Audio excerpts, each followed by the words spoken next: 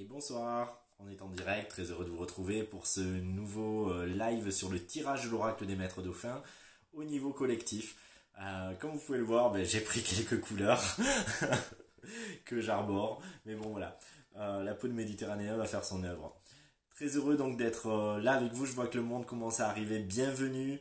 Voilà, j'espère que vous allez bien, j'espère que c'est la patate pour vous aussi, qu'il y a du soleil. Ici, j'avoue que j'ai fait ma petite pause, si vous avez vu ma story, j'ai fait ma petite pause à la mer et ça m'a fait un bien fou de reprendre un bain de mer.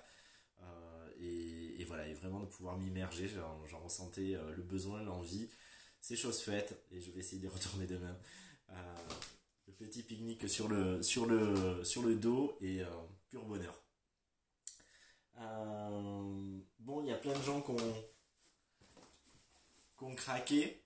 Il y a des personnes qui m'ont encore écrit pour savoir s'il y avait possibilité d'en avoir d'autres. Je regarde ce que je peux faire.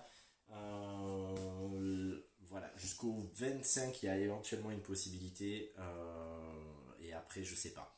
Donc voilà, vous pouvez m'écrire un MP en fonction et je vois ce que je peux faire dans le week-end, mais pas au-delà du 25.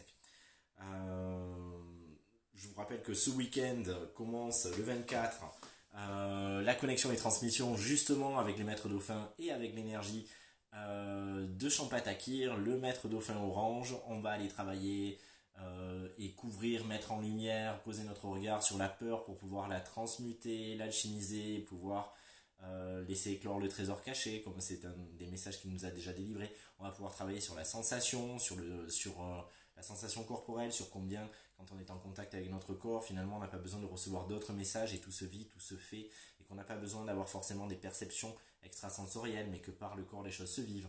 On va pouvoir visiter également la sensualité, la douceur, la sexualité sacrée, mais pas sous l'axe d'un protocole particulier, mais vraiment plutôt d'un état de conscience qui fait que nous pouvons vivre toute situation avec une énergie et une présence particulière qui rendent sacré cet instant et cette communion.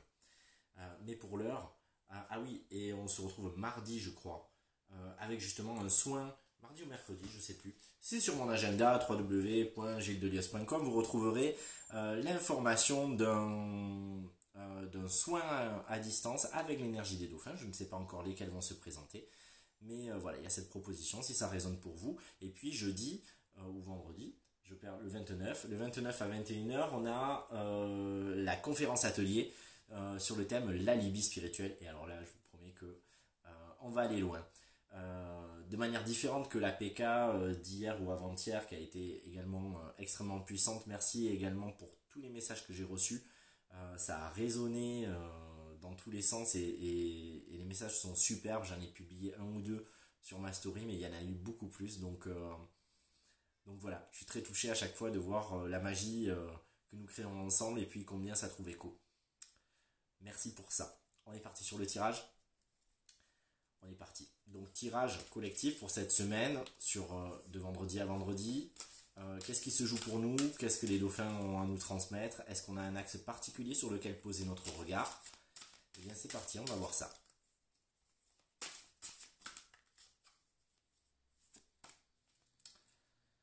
Ok.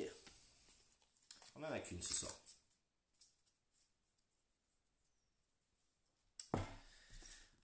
Donc nous tirons Ajna activateur, le dauphin indigo, qui nous dit, donc c'est le troisième œil, hein, qui nous dit je cultive la clairvoyance dans tous les aspects de la vie. Ok. Qu'est-ce que ça vient nous dire? Si on écoute un tant soit peu à l'intérieur de soi, qu'est-ce que ça vient poser? Qu'est-ce que c'est d'abord la clairvoyance? Est-ce que la clairvoyance, c'est coucou, je vois qu'il y a du monde qui arrive, coucou Guy, coucou Mika, coucou Clara, coucou Catherine. Donc, est-ce que la clairvoyance, c'est uniquement avoir un troisième œil ouvert et avoir des perceptions extrasensorielles, voir des entités, voir des formes lumineuses? Est-ce que c'est avoir la capacité d'avoir des visions de ce qui s'est passé avant ou de ce qui se passerait après?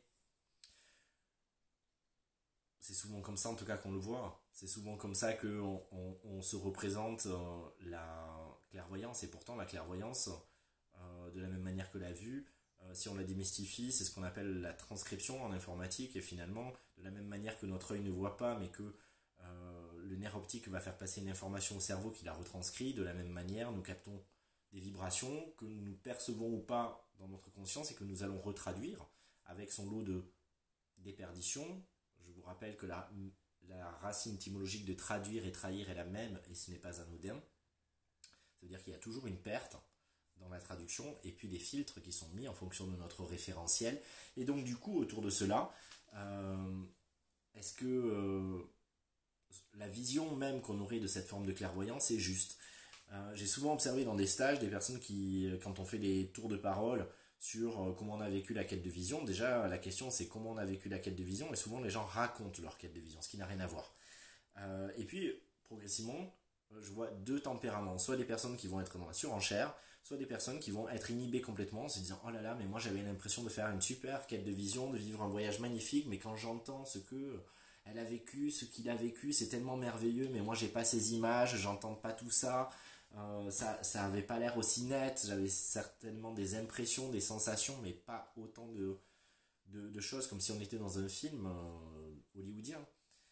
Et puis parfois les langues se délient et les personnes finissent par dire oui non mais moi quand je dis que je vois, en fait je vois pas exactement comme j'ai dit que je vois. Et puis finalement les choses se décomplexent aussi et puis on se rend compte que entre le jargon qu'on utilise, la manière dont on l'exprime aux autres, la manière dont ils le reçoivent bien sûr, mais la manière dont on l'a vécu à l'intérieur, parfois il y a un monde. Et donc du coup c'est démystifier ce qu'est la clairvoyance. La clairvoyance qui est avant tout effectivement cette aptitude naturelle que nous avons tous à pouvoir donner en fonction de notre référentiel et de ce que nous avons en termes de nuances à l'intérieur de nous, une traduction avec son lot de déperdition d'une énergie qu'on capte. Ça ne veut pas dire que on va être dans la justesse du message, ça veut dire qu'on a en tout cas cette aptitude à pouvoir capter et traduire ce qui est dans l'environnement. De la même manière qu'on va pouvoir traduire une saveur que nous transmet nos papilles, qui est analysée par notre cerveau et qu'on va dire, ou une senteur, tiens c'est plutôt sucré, c'est plutôt salé, etc.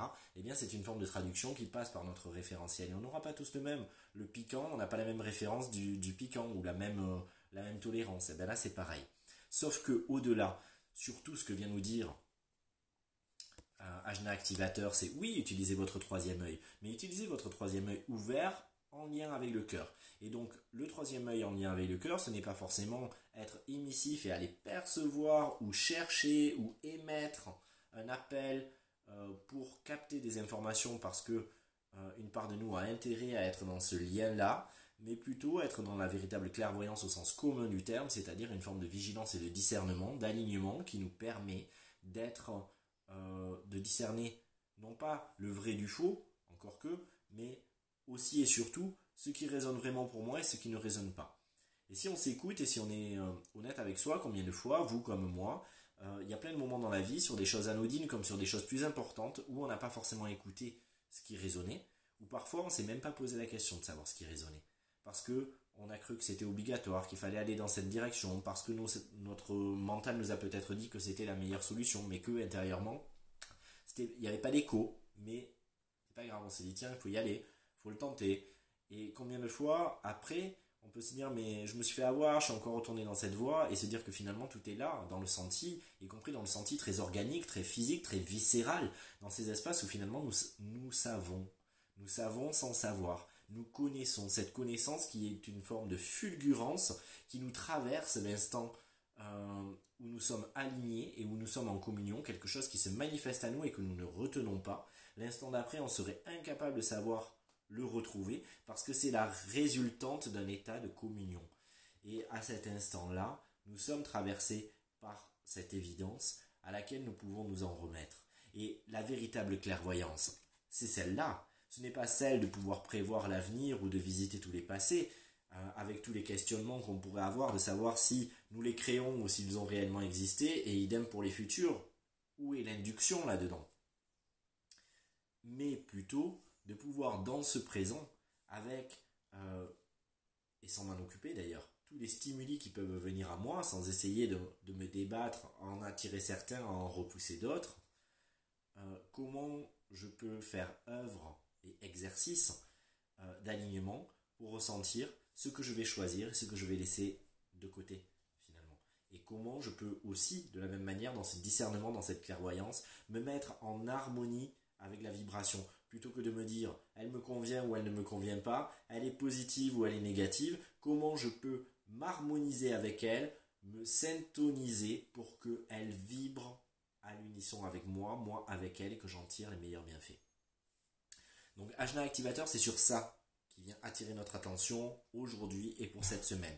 Il nous dit, attention, démêler le vrai du faux, le veau du frais, c'est pas mal.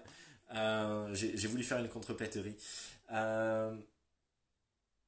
Démêler le vrai du faux par rapport à votre justesse intérieure, par rapport à votre référence interne, mais aussi par rapport aux informations extérieures, par rapport au flot d'informations. Nous sommes noyés d'informations à la vitesse de la lumière et on sait très bien que quand on n'a pas une forme de présence et de vigilance, il y a des informations qui sont absorbées et nous connectons à des égrégores, à des formes pensées, à des énergies collectives.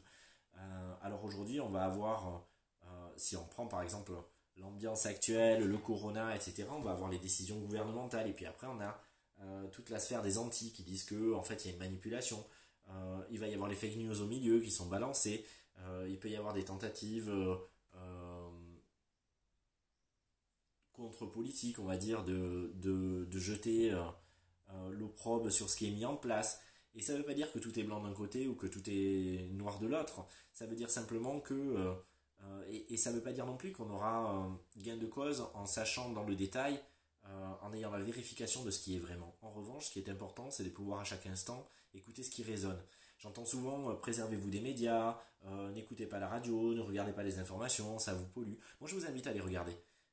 Pas à les regarder et à vous forcer à les regarder, mais je pense que tant que on se retire de quelque chose, ça veut dire qu'on est encore sensible à et que du coup on est encore plus conditionné. Même si on ne les regarde pas, en réalité, on y donne encore plus de pouvoir. Parce que la moindre petite information qui vient à nous peut nous mettre au tapis en 2 secondes. Alors qu'en réalité, c'est un véritable bon exercice et peut-être l'une des meilleures méditations de pouvoir être en face du flot d'informations et simplement ne pas écouter le contenu en soi et se laisser traverser ou absorber par ça, mais simplement être dans son centre et écouter, tiens, est-ce que ça résonne? Est-ce que ça résonne pas? Au-delà de est-ce que je trouve ça intéressant? Est-ce que je trouve ça plausible? Est-ce que ça résonne? Ce qui est complètement différent parce que souvent on peut se dire, ah ben oui, tiens, finalement, je l'avais pas vu comme ça, on m'apporte telle information et après tout, pourquoi pas? Sauf que c'est toujours à ce niveau-là que ça se passe. Et le troisième œil, sans être relié au cœur, sans être relié au ventre, eh bien, ne peut pas être un diapason à suivre. Parce que il est avant tout une capacité de perception, dit-on, mais plutôt donc de transcription, de capacité à traduire. Mais tout dépend qui est à l'œuvre derrière. Si c'est ma tête, bah du coup, la traduction va nourrir les parts de raisonnement. Si c'est mon cœur, ça va nourrir la part de l'amour. Si c'est mes viscères, mon ventre, mes instincts, eh bien ça va nourrir la part de mon sixième sens aussi qui va très rapidement, un peu comme mon cerveau droit, m'amener à une vérité sans comprendre le processus qui m'a amené à en accoucher. C'est-à-dire, j'ai le résultat d'une équation sans savoir comment j'ai fait pour la résoudre. Et bien le sixième sens, c'est ça. C'est ce qui va me permettre de monter sur la montagne 3 jours avant le tsunami, simplement parce que je l'ai ressenti sans pouvoir l'expliquer, sans me demander comment et pourquoi, et sans essayer de retracer le chemin, et sans essayer de le saisir. Juste, j'en prends acte, et peut-être même avant d'avoir pris conscience que j'avais fait les pas pour monter en haut de la montagne, j'y suis déjà. Un peu comme quand une personne est en train de tomber à côté de nous, on marche dans la rue, et on se voilà, on jaillit pour essayer de faire en sorte qu'elle tombe pas. Et c'est après coup qu'on se dit waouh, j'ai réagi super rapidement et je m'étais même pas rendu compte que je réagissais quand j'ai réagi. Ça, c'est les instincts. Donc du coup, notre troisième œil n'est pas une fin en soi. C'est qui le dirige derrière. À quoi est-il relié? Comment on se synchronise? Parce qu'on peut avoir un troisième œil ouvert et sortir tout un tas de conneries monumentales, quoi. Avec un troisième œil ouvert. Et on peut être, et je suppose que vous en avez vu plein, on peut lire des tas de canalisations ou de messages qui en sont des réels, mais dont la véracité, la teneur ou l'intérêt vibratoire peut être remis en cause parce qu'ils sont complètement ancrés dans une forme de dualité, de bien, de mal, euh, et qui finalement continuent de nourrir de la peur, mais qui sont peut-être simplement la peur de la personne qui le canalise et qui n'a pas pris la responsabilité de son propre filtre. Parce qu'il y a un moyen aussi de pouvoir mettre à distance. Et donc surtout, il y a un moyen de savoir à quel niveau on se branche. Donc la clairvoyance est avant tout celle-là. La clairvoyance est avant tout le fait de pouvoir regarder à l'intérieur de soi. Qu'est-ce que je pourrais transmettre quand je transmets un message? Qu'est-ce qui m'appartient? Qu'est-ce qui est de moi? Qu'est-ce qui s'adresse à moi et uniquement à moi? Qu'est-ce qui vient de l'extérieur? Et qu'est-ce que je retransmets vraiment? Et je crois qu'à partir du moment où on rentre dans ce discernement, à partir du moment où on a cette exigence-là, à partir du moment où on décide de ne pas se carapater et d'être simplement obnubilé ou doucement hypnotisé par le bonheur de canaliser comme si c'était une étape d'expansion et qu'on devenait quelqu'un de supérieur ou qu'on avait franchi une étape, parce que nous canalisions, parce que nous avions contacté un être ou une énergie, une conscience. Au lieu de ça, voir ce mécanisme naturel, mais ne pas confondre les buts et les moyens. À quoi ça nous amène? Ça nous amène à plus d'alignement. Ça nous amène toujours à écouter, est-ce que la corde résonne et comment résonne-t-elle à l'intérieur de moi? Ce n'est pas une vérité. D'ailleurs, je crois qu'en réalité, aucun des messages que nous pourrions recevoir, qui d'ailleurs, à mon sens, ne viennent pas d'autres entités, mais uniquement de nous-mêmes à d'autres niveaux, aucun des messages n'est en réalité là pour dicter une direction ou asséner une vérité, mais simplement pour nous ramener à nous et à cette énergie qui nous permet nous-mêmes de faire nos choix et de reprendre liberté, souveraineté, responsabilité, libre arbitre, pouvoir personnel. Et donc, du coup, ça ne veut pas dire que la personne a mal capté l'énergie, mais ça veut dire que dans la manière dont elle l'a traduite, eh bien, ce n'était pas juste. Si Ajna Activateur, le dauphin indigo, nous indique cela aujourd'hui, c'est peut-être parce que ce qui va nous permettre de sortir différemment et d'ouvrir le champ quantique à d'autres réalités dans les jours et les semaines qui vont venir. Eh bien, ça va se passer simplement autour de qu'est-ce que je crois, pourquoi je le crois, à quoi je me connecte, qu'est-ce que je laisse se connecter à moi, pourquoi une part de moi valide ça, et est-ce que je peux être dans ce discernement de la peur qui génère cette adhésion, est-ce que je suis aussi en vigilance par rapport à ce que moi-même je véhicule, parce que ça va avec l'expression, et puis c'est toujours un émetteur-récepteur. Je ne fais pas que recevoir quelque chose, j'émets quelque chose, parce que nous sommes sans cesse dans un flot, un flux et un reflux d'informations. Donc même lorsque j'ai l'impression que je ne dis pas, en réalité je le dis sur un autre plan. Je ne le dis pas avec des mots, je ne le dis pas avec la construction d'une phrase, mais je le dis avec tellement de mon émanation. Donc c'est à un moment donné, est-ce que je peux prendre de la distance par rapport à ça? À un moment donné, est-ce que je peux faire preuve de discernement par rapport à mes propres mécaniques, à mes propres filtres, à mes propres voiles, et ainsi entrer à nouveau dans cette ère de neutralité à l'intérieur de nous, qui nous permettent à la fois d'écouter les échos harmoniques, dissonants ou les non-échos, c'est-à-dire ça ne résonne pas en moi, et du coup sortir de la vérité absorbée, c'est-à-dire la vérité normée, celle que on va nous vendre d'un côté ou de l'autre, pour accoucher de la nôtre qui est peut-être sensiblement la même, mais qui peut être aussi sensiblement différente, et qui peut être un mix parfait des deux, ou des trois, ou des 10, peu importe, ou une inédite qui n'a été envisagée par personne d'autre, peu importe. Le plus important, c'est de recevoir la sienne. Et une fois que je la reçois, d'accepter l'instant d'après de la remettre en cause, car elle n'est valable en réalité que pour un instant. Elle n'est valable que pour une seconde, dans ce qui est en train de vibrer à l'intérieur de nous. Donc, surtout, n'en faisons pas une vérité absolue, surtout, n'en faisons pas un dogme, surtout, ne nous disons pas, ça y est, j'ai trouvé pour l'instant, et l'instant d'après, je devrais accepter de me reposer la question et de réécouter ce qui vibre, ce qui nous pousse à une forme de présence. Et donc, du coup, ça change tout. Parce que je sors de ce dogme normé, je sors de ce continuum qu'on donne à la vérité, mais je suis dans l'écoute de cette vérité à la fois éternelle et à la fois fugace et complètement évanescente, à laquelle je m'en remets totalement dans l'instant, tout en acceptant de l'abandonner l'instant d'après. Il y a quelque chose qui vient.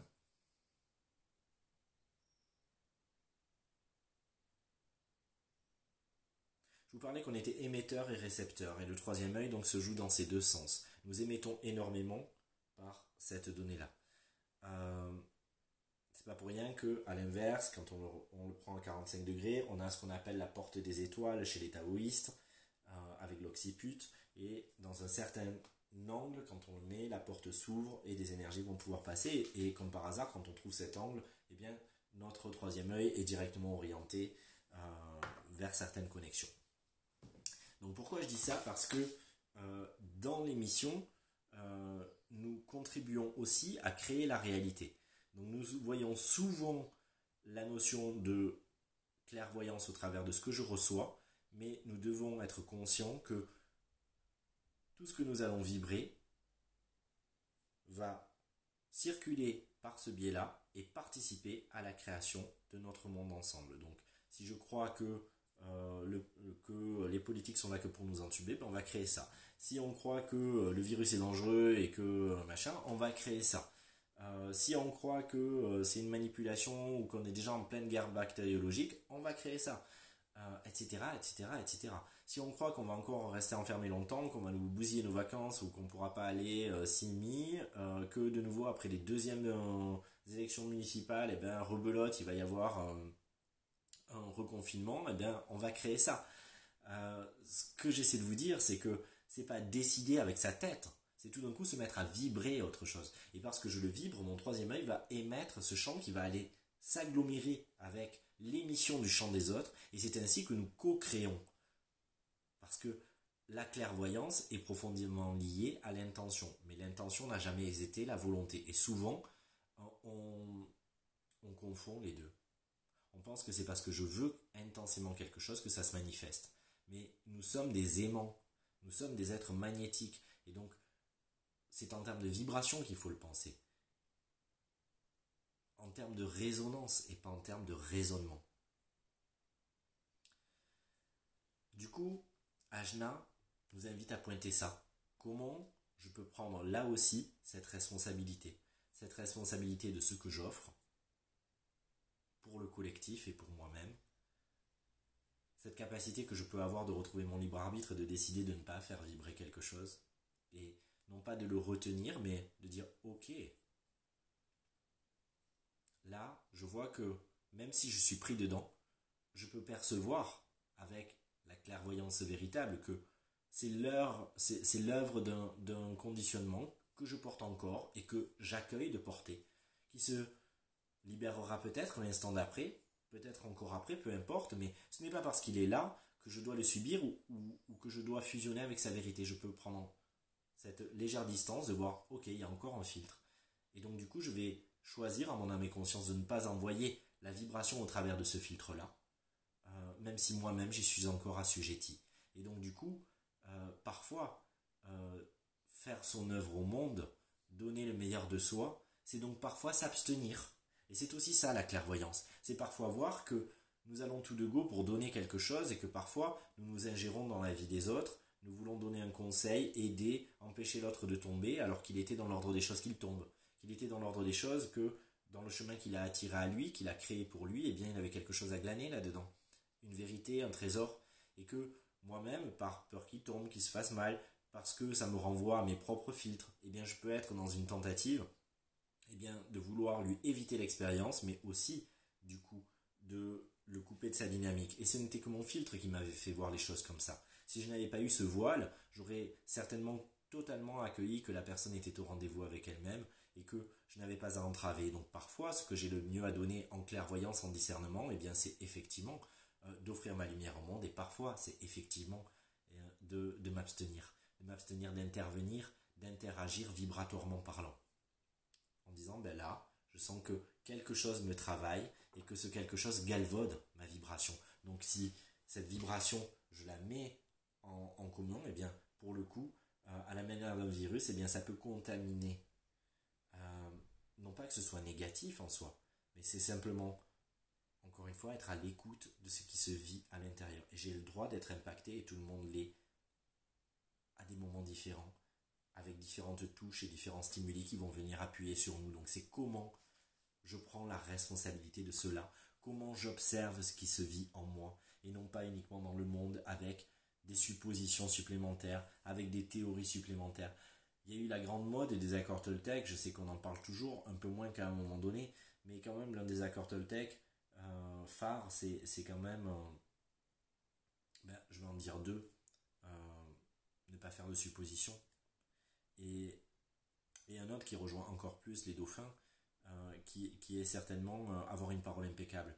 Avoir une parole impeccable qui est souvent traduite de manière très gnangnan, je trouve, en disant ah ben oui, il faut pas dire de mal d'autrui, gna.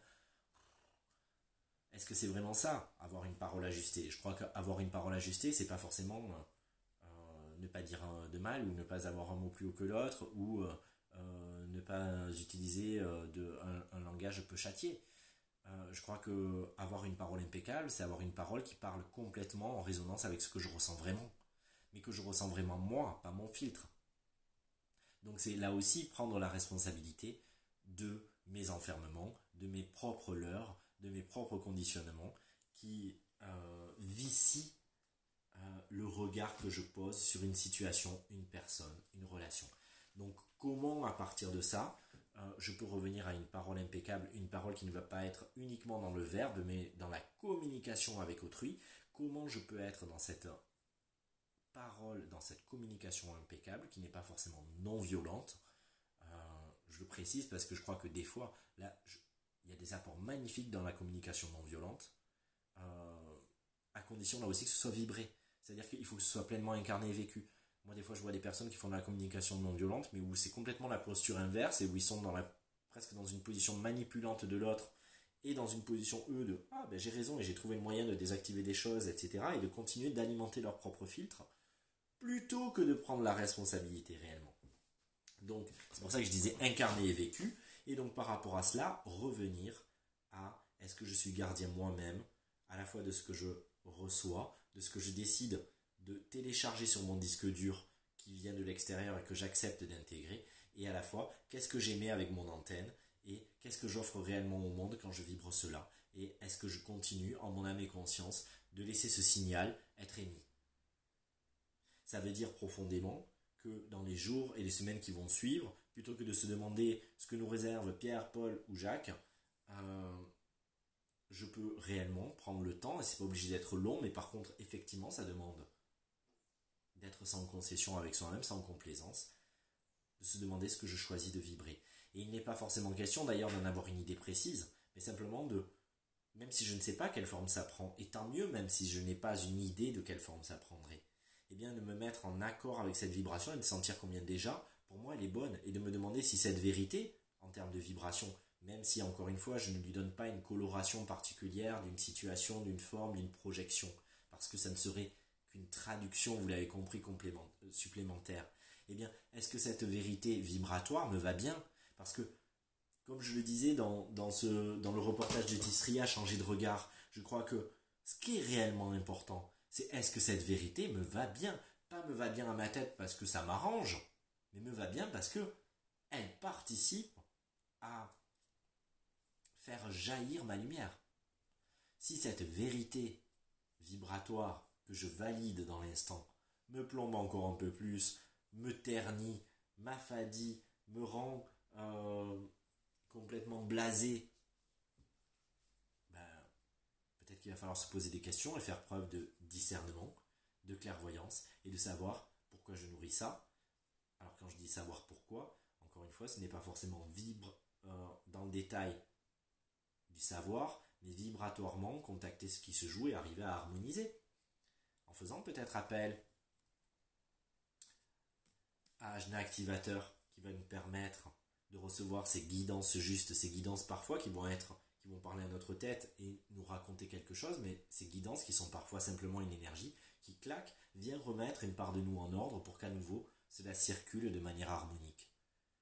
Prenons donc la responsabilité que tout commence en nous, et tout commence en nous pas simplement parce que nous pensons amour, parce que nous pensons liberté ou paix ou fraternité ou nouveau monde, mais que tout part de nous comme on l'a profondément expérimenté dans l'APK d'hier ou avant-hier, d'hier je crois, je perds totalement la notion du temps, dans l'APK Projet Nouvelle Terre et Double Quantique, où tout d'un coup il est question non pas d'avoir une idée de comment ça devrait être, mais de le vibrer profondément et de sentir combien à travers nous cela est, et combien à travers nous ça devient déjà une réalité, et une réalité qui nous transcende. Nous n'avons presque plus besoin que cela prenne corps, tellement cela a pris corps en nous et tellement nous en avons les bienfaits, les bénéfices.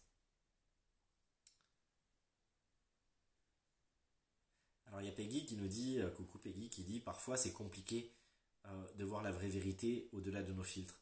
Oui, je suis d'accord, c'est pas toujours évident. Mais c'est simplement à la hauteur de ce que nous sommes.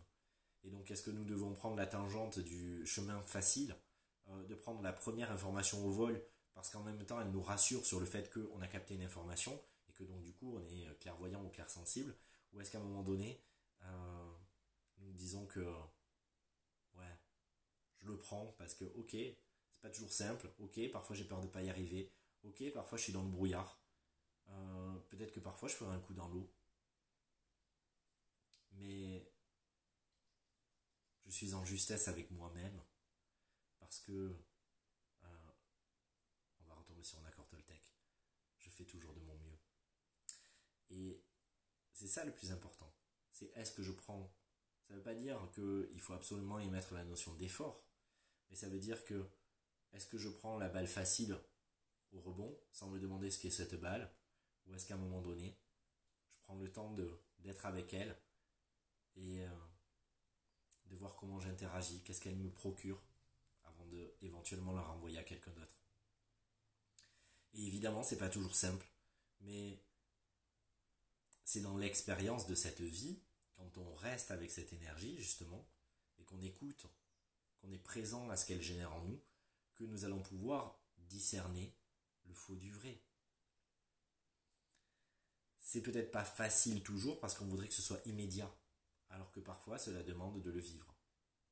Mais pendant que je le vis, je peux aussi choisir de le vivre dans une bulle à l'intérieur de moi, et encore une fois en fusionnant pas avec ce point-là. Et puis parfois je me rendrai compte que je me suis laissé embarquer, et c'est ok, l'instant d'après je peux réguler parce que j'ai pris conscience et que les choses se réécrivent. Mais je crois que quand bien même oui, ça ne serait pas simple, nous n'avons pas à aller se cacher derrière ça. Ce n'est pas une bonne justification, à mon sens. C'est simplement des raisons de ne pas faire. Et on en reparlera dans la conférence atelier, l'alibi spirituel.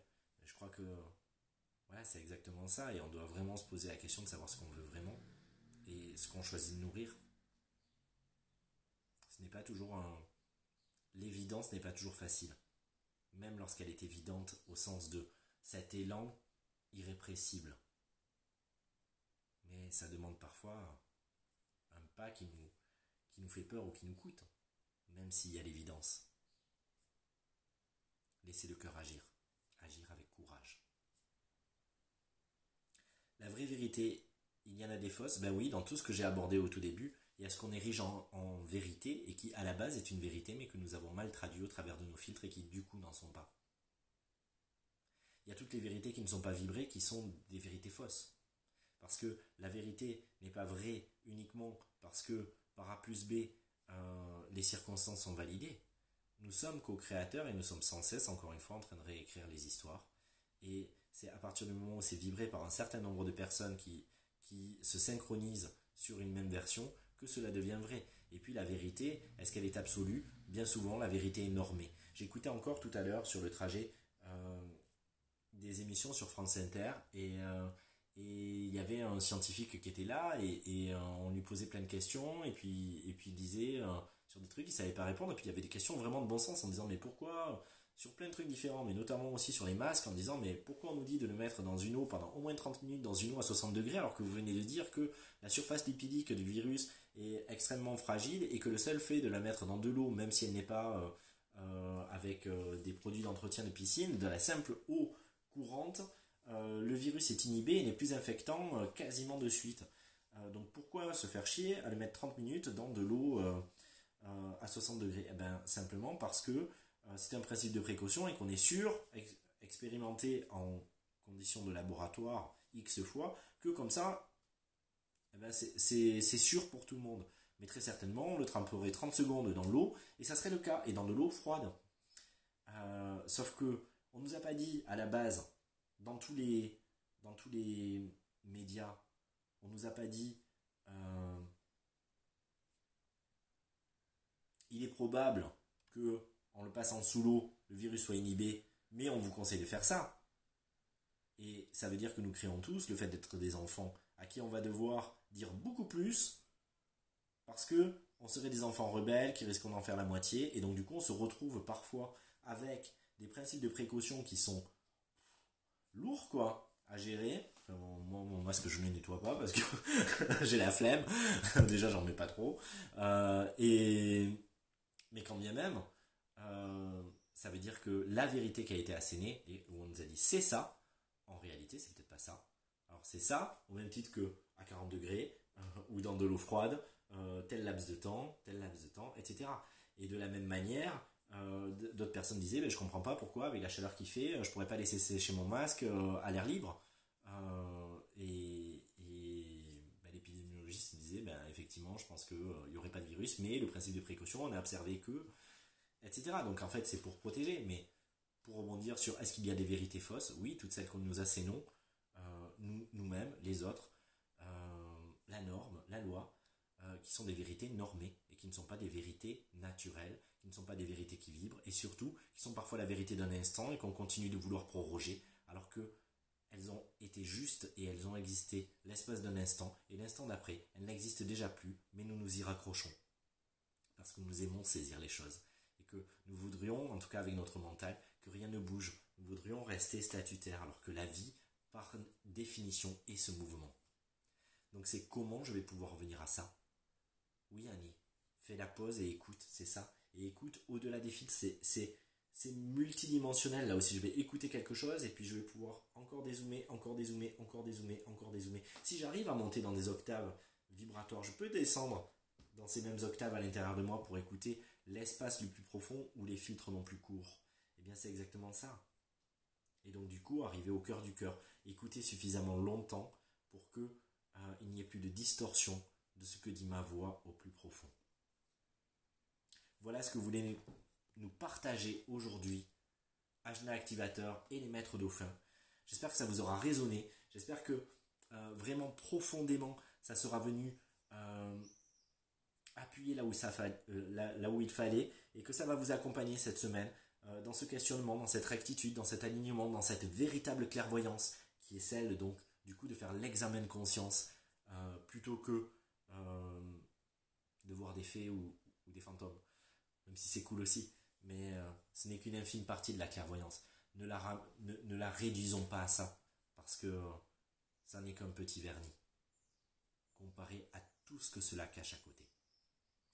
Saisissons-nous de ça, avec plaisir Julie, avec plaisir Clara aussi, Peggy, voilà, je vois qu'il y a des messages, les gens sont en résonance. Je vous souhaite donc un bel examen de conscience sans trop se prendre la tête parce que, encore une fois, ce n'est pas trop par la tête et l'analyse que ça doit passer, mais vraiment par une descente en soi et une écoute des résonances et des échos.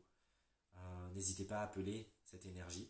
Pour les personnes inscrites, on se retrouve donc ce week-end. Je vous envoie les fichiers pour partir à la rencontre du maître dauphin orange, Champatakir, désir, sensation, peur et transcendance de la peur, sexualité sacrée, autant de domaines qui vont être en résonance avec son énergie et sa maîtrise.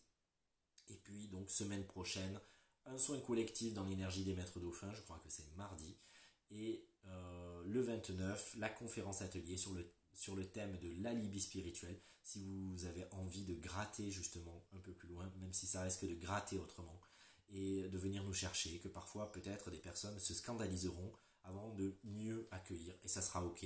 Parfois on a besoin de s'insurger, moi le premier, en disant mais non, mais c'est pas possible, mais qu'est-ce qu'il dit ce connard, pour que 2 jours après, une fois que je l'ai décanté et que j'ai assez gueulé, je puisse dire bon ok, c'est vrai.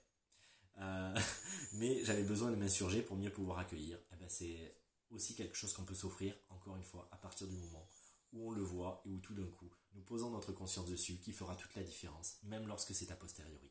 Je vous souhaite une magnifique soirée, un beau week-end, la mer pour certains, j'espère. Sinon, la mer dans le cœur et à l'intérieur de vous. Et puis, on se retrouve la semaine prochaine avec plein de nouvelles aventures. Il n'y aura certainement pas la guidance le mardi s'il y a le soin collectif, mais on trouvera à caser les choses différemment. J'ai beaucoup aimé la formule très proactive et rapide de cette semaine. Il y a déjà les vidéos si vous ne les avez pas vues.